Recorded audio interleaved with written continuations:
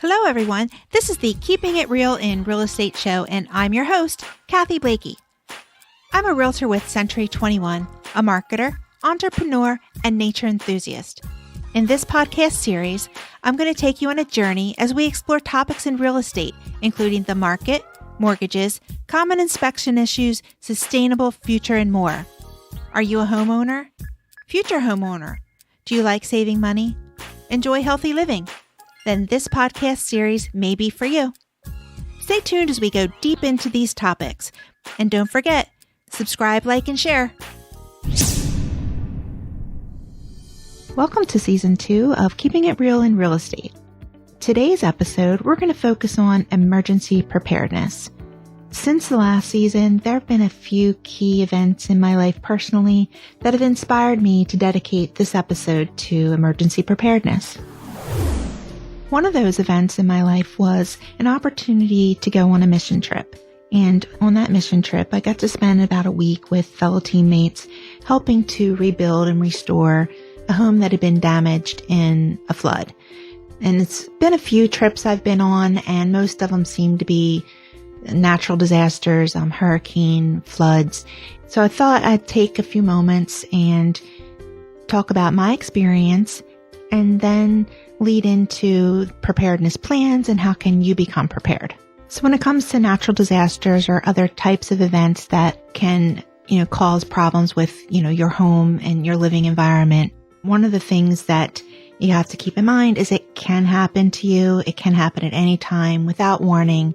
And of course, many of these things cannot be prevented, but being prepared is certainly, one way to handle it. An interesting story from our trip this year is one of our first evenings. It may have even been the very first evening. We received a warning that there was going to be a tornado. And depending on where you live, you may take these warnings, seriously. In our local area, there may be tornado warnings from time to time. In the location that we were going to, it's really not known for tornadoes. And so it came up on the phone. I guess 15, 20 of us had our phones all, beeping tornado warning. And as it turns out, we happened to be already in the basement of a church, the lowest level and pretty secure. So the irony is an actual tornado came over us. We were all safe, all sound. The area took some damage, but the real irony is that it can happen at any time. We were on a mission trip going to help for a natural disaster. In our first evening there was a completely different natural disaster that occurred. So I just thought I'd share that interesting story. Again, we were all safe and just the local area did have some damage. So on a mission trip, we were sent to be a helping hand. We've done anything from rebuilding decks, interior painting, drywall, exterior painting, hauling tons of sand underneath of a home in order to secure it for building footers. You name it, there's so much to be done that mission teams, may do. But in the course of doing the work, there's a helping hand. You also get an opportunity to listen to some of the stories for the people whose homes have been damaged and you're there to help. And I thought I would share some of those experiences as well, that maybe someone listening may hear this and may be helpful if you are ever finding yourself in that situation. So probably one of the key things that you can do to prepare for any of these types of disasters is having the right insurance protection. And we're going to dedicate a whole episode in a future podcast about what kind of insurance protection to have for your home, how to select policies, and like I said, a whole episode on that. But knowing that you should really have the best protection and the right protection for your home, your situation, your location is one of the key steps. Engaging your insurance company early during the rebuild, simple things such as appropriate rails or not having appropriate railings could disqualify you from having insurance in the future. So while you're dedicating expenses to types of things in your rebuild, in one experience we saw that the upper deck didn't have a rail, and so the insurance company was not going to insure it. And so just engaging your representative, your company throughout the rebuild to be sure that the property is insurable once you rebuild it. So that's one lesson learned that we encountered. Ensuring that your rebuild doesn't cost more than your claim proceeds. And that's an important one because you wouldn't want to find yourself 3/4 of the way through rebuilding your home and only to find out that you don't have enough funds to finish it. And so I thought I'd share that as one of the learning experiences that we encountered. And then we're going to spend a lot more time on this and probably in future episodes too, but property preservation. That one is really important if you're depending on, what actually happened in the disaster and how soon and able you are to return to the property. In the meantime, water can be especially damaging. Mold will grow. The property can deteriorate. The wood can deteriorate, which draws not only wood deterioration, but invites termites and wood destroying insects. So getting fast, prompt action on the water penetration is probably first and foremost, secondary, only to, of course, personal safety. So bringing in an expert to help you with the moisture control of the water, damage, engaging your insurance company right away. Those are all things that you want to do. Taking care of your home while it's uninhabitable or vacant or, waiting for the rebuild and the claims. So a couple key things: temperature control. Homes do not like to be exposed to extreme heat or cold. It just does, damage to your structure.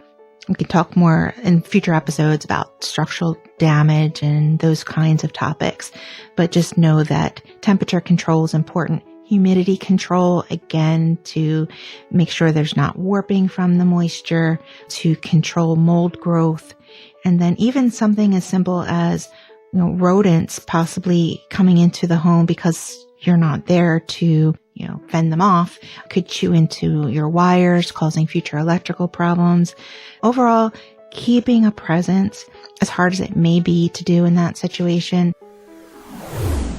Another somewhat interesting story that happened while on our mission trip has to do with an unwanted guest. So we were painting the staircase, and the staircase had unfinished wood between the drywall and the staircase. There were cracks, and one of the team members saw a wire hanging out, or so she thought, and was getting ready to grab it until she looked a little closer and realized it was a black snake. And so with the help of some other team members, we were able to safely escort the black snake, the unwanted visitor, out of the house. He slithered off through the yard and thankfully never to be seen again. As I get ready to lead into more details about how to create your emergency preparedness plan, I thought I'd summarize kind of in order the key things that are going to go into this plan. So first and foremost is going to be protection of life. That's people, pets, you, your family. Your plan must include protection of life. Protection of your life, meaning critical documents, things that are important to rebuilding your future are going to be items that you want to have a safeguard for. Sentimental items. Now, of course, no one is expecting to recommend that you go back and run into a burning building or a flooding home to grab sentimental items, but in your emergency preparedness plan, maybe there's a place that you could keep a few of those items so that they are ready to go in the event of such a disaster. Property preservation, we've spent a lot of time already kind of talking about how important it is, but this is your home, your investment, and once tragedy like this strikes, you want to have a plan in place for being able to preserve the property.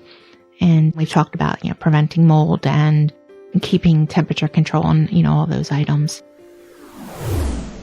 So if this episode is in any way compelling you to help, remember that any helping hands are always appreciated, no matter how small, your time, your talents. And if you're not able to do so personally, your local organizations will usually accept donations. It could be blankets, supplies, anything that will be helpful to rebuilding a life, clothing, all those items. And just wanted to point out that be sure to check with your local organization about ways that you can contribute. So as I mentioned earlier, I'm going to be posting a preparedness plan document on the Keeping It Real website and any links that I'm providing along with this episode. But here's a couple of highlights of things that you want to include in your emergency preparedness. So communication, a way to communicate with your family members. That can include also having an emergency contact, communication around where you will meet your family members. That's going to be important. And then we talked about preservation of life. And so here's the big one, the best escape routes from your home. So finding a way from, each room and making sure all family members know the best way to get out of their home. On a separate note, I find a lot of times finished basements, people use that as living space, and including bedrooms they might use in a basement. I will often, as I'm showing homes, make note that if there's an egress or not, meaning a window or a way out or door, something, that in the event there is a fire in the middle of the night, no one wants to be trapped into, any quarters, basement or whatever. So if you're using any area of your home as living area, sleeping, be sure that you know the best escape route from your home. Keeping a flashlight next to your bed for emergencies, as well as having all family members know where a flashlight is, that's going to be helpful. As far as having a to-go bag in case you do need to evacuate, that can include, as I mentioned earlier, it may include things like a few sentimentals. It may include copies of your key documents, maybe a spare set of keys, a spare set of clothes, a spare set of blankets so that everyone can keep warm if they need to. So those are some of the things you want to have in some type of to-go bag or something that's easy for you to access. With regards to your critical documents, the preparedness document that I'm going to post is going to recommend that you have them in a safety box of some sort, off-site, safety deposit box. It could also be in a fire safe location, within your home, or water safe, something like that, to where you can easily go back in and get those documents if you need to. And then just keep copies of them that you would reference, throughout your day-to-day activities. So having a preservation of your future life is keeping the documents and critical documents accessible. Insurance policies, not going to do much good for you if you are not able to locate them and contact your providers. So having that information at your fingertips is going to be helpful. Finally, with regards to emergency preparedness, keeping your detection devices up to date. That's going to be your smoke detectors, fire, carbon monoxide detectors. If they are battery operated, making sure they've got the batteries replaced. If they're hardwired, making sure that that's all operating appropriately. So having a plan is a way to help you in the event that a disaster should strike. I hope you found this episode of Emergency Preparedness helpful to you. I'm sure a lot of it is friendly reminders, but I've added some fresh perspective, some perspective from having participated in disaster recovery, as well as from a realtor's perspective, and some things that I've learned about things that can happen to property if it's not preserved after disaster occurs. So stay tuned. And we'll have future episodes. Some of the episodes that we're going to be talking about next are going to be seasonal selling, stucco concerns, homeowners insurance coverage, like we talked about earlier in this episode, learning about what coverage is important to you, your circumstance, your home, your location. And then, of course, we're going to learn more about great financing programs. All this and more. Stay tuned. Thanks for tuning in to this episode of Keeping It Real in Real Estate with Kathy Blakey as your host. For more information on this episode or others, visit www.keepingitrealinfo.com. There you can find information about becoming a guest speaker, episode notes, and contact information for the guest speakers. You can also connect with me on social media by using the key terms Kathy Blakey Realtor. Find me on Facebook, Instagram, LinkedIn, or YouTube. If you'd like to subscribe to this podcast, you can find it on iTunes, Google Play, Spotify, and more. Thanks for listening.